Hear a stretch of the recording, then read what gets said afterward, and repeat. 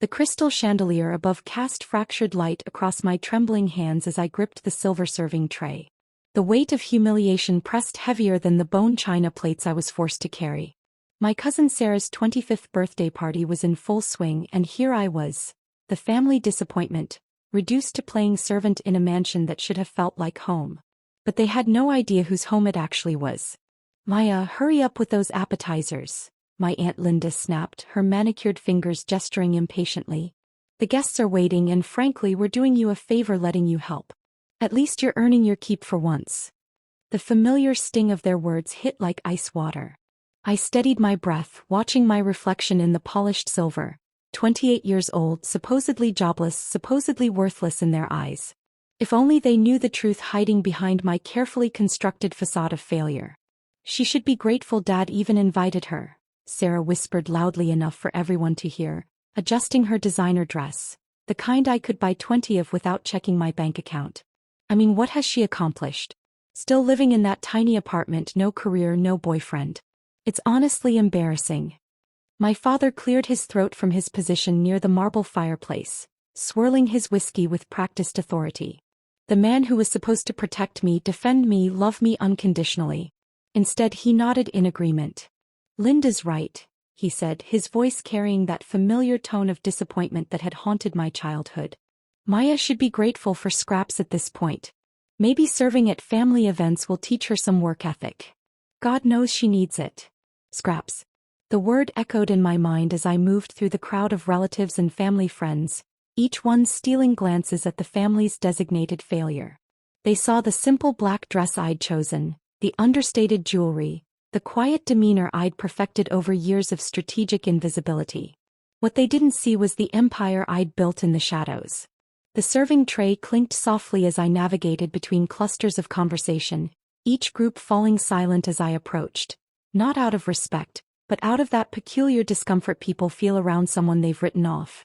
I caught fragments of their whispered judgments. "Such a shame about Maya.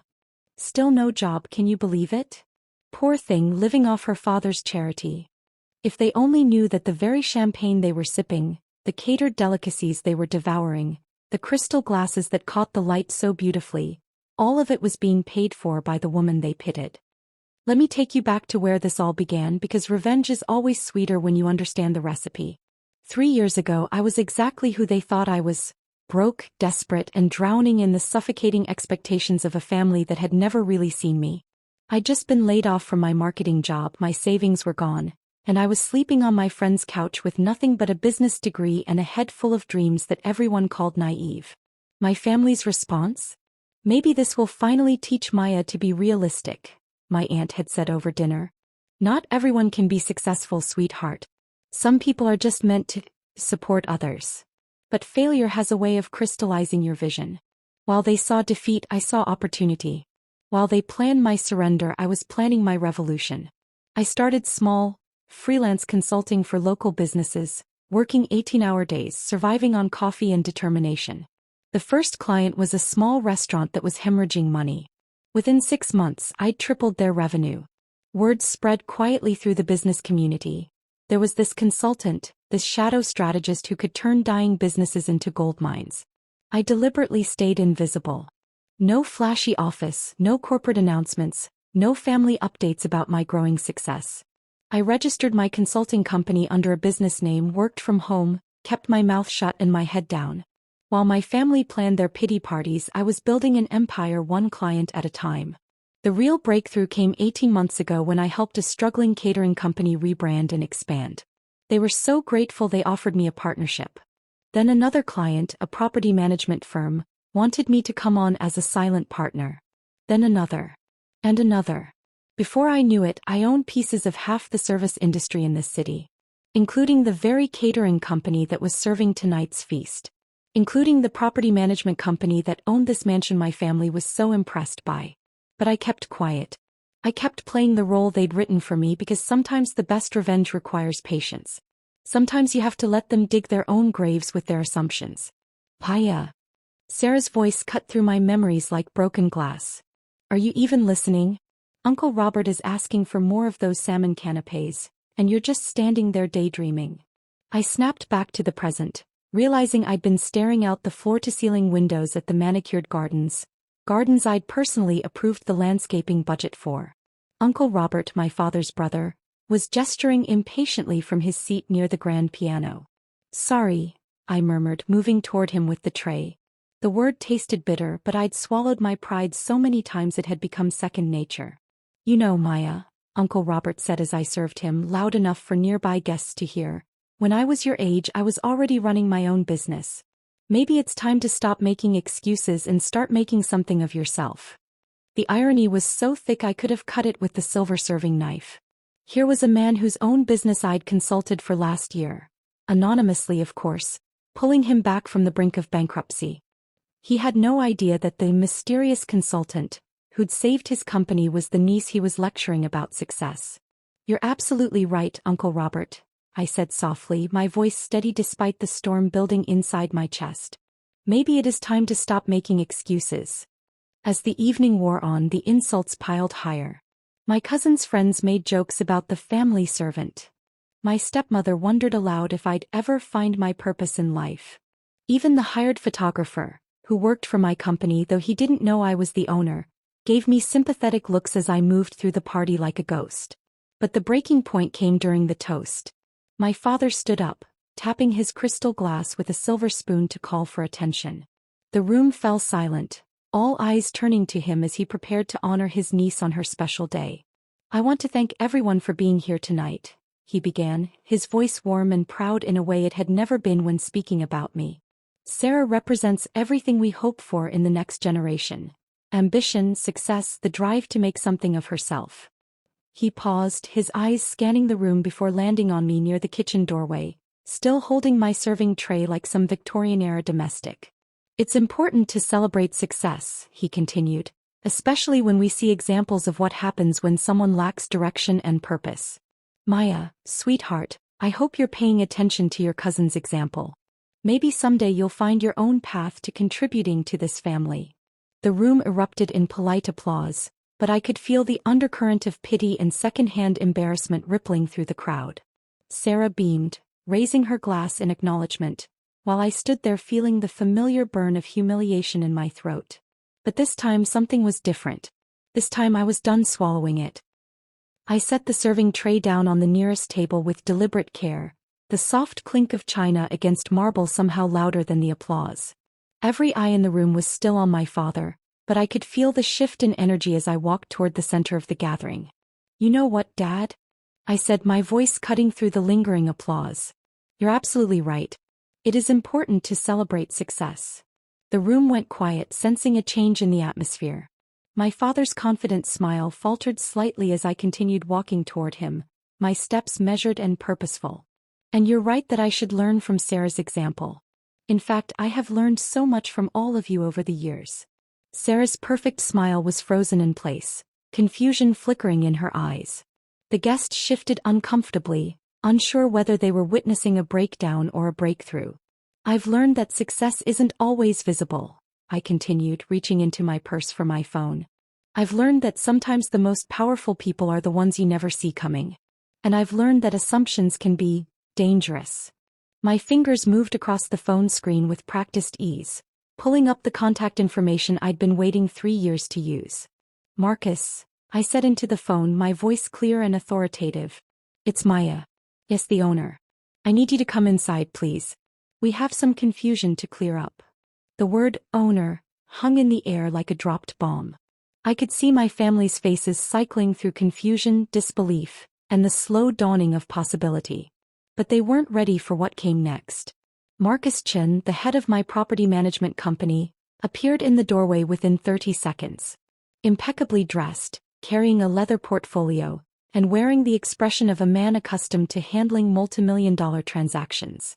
"Good evening, Ms. Rodriguez," he said with professional deference. "I apologize for the confusion about tonight's event. I wasn't aware you'd be attending the party being held at your property." The silence that followed was deafening. You could have heard a champagne bubble pop in the sudden vacuum of sound. Every face in the room turned toward me, their expressions ranging from shock to disbelief to dawning horror. "Your property?" Sarah's voice came out as barely a whisper. I smiled. the first genuine smile I'd worn all evening. That's right, cousin. My property. This mansion, the one you've been so excited to host your party in? I own it, along with several others in the neighborhood. The portfolio rustled as Marcus opened it, pulling out official documents. The Riverside Manor Estate, purchased 14 months ago through Rodriguez Holdings LLC. Would you like me to show them the deed, Ms. Rodriguez? That won't be necessary, Marcus. But thank you. I turned back to my family, who were staring at me like I'd just pulled off my face to reveal an alien underneath. You can go. I'll handle things from here. As Marcus departed, I walked over to the bar, my bar, and poured myself a glass of the champagne they'd been drinking all evening. The Dom Perignon that cost more per bottle than most people's car payments. There's more, I said, taking a slow sip and savoring both the champagne and the expressions of stunned silence around me. The catering company that prepared this beautiful spread? Also mine. Along with the florist, the event planning service, and about 40 other businesses in this city. My Aunt Linda's face had gone completely pale. That's impossible. You don't have a job. You live in a tiny apartment. You don't even have a car. I have 17 cars, I said matter-of-factly. I just prefer taking Uber to family events. Less complicated for parking. And yes, I live in a small apartment, because I like small apartments. When you own the entire building, you can live anywhere you want in it. Uncle Robert was shaking his head slowly, like he was trying to wake up from a dream. But how? We would have known. Would you? I asked, setting my glass down and walking closer to him.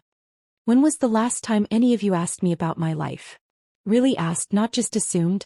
When was the last time you listened to an answer that didn't fit your narrative about who I was supposed to be? The questions hung in the air, unanswered, because we all knew the truth. They had stopped seeing me years ago, had decided who I was, and refused to look closer. Sarah finally found her voice. But why? Why would you let us think that I was a failure? That I was worthless? That I needed scraps? I let the words sink in before continuing. Because I wanted to see who you really were when you thought I had nothing to offer you. And you showed me exactly that. I walked back to where my father stood, still frozen in shock, his whiskey glass forgotten in his hand. You know what's funny, Dad? For 3 years, I've been financially supporting half the people in this room without them knowing it. Uncle Robert's business? I saved it. Aunt Linda's favorite restaurant that she always brags about discovering? I own 20% of it. Sarah's internship at that marketing firm? My company steered them the contract that created her position. The room had become a tableau of shocked faces and dropped jaws. Sarah's perfect party had become something else entirely. A reckoning. But the most important thing I learned, I continued, my voice growing stronger with each word, is that I don't need your approval. I don't need your respect. And I certainly don't need your scraps. I walked toward the door, then paused and turned back one final time. Oh, and Sarah, happy birthday. Consider this party my gift to you. A lesson in never underestimating the people you think you can look down on. The catering bill has been taken care of, obviously.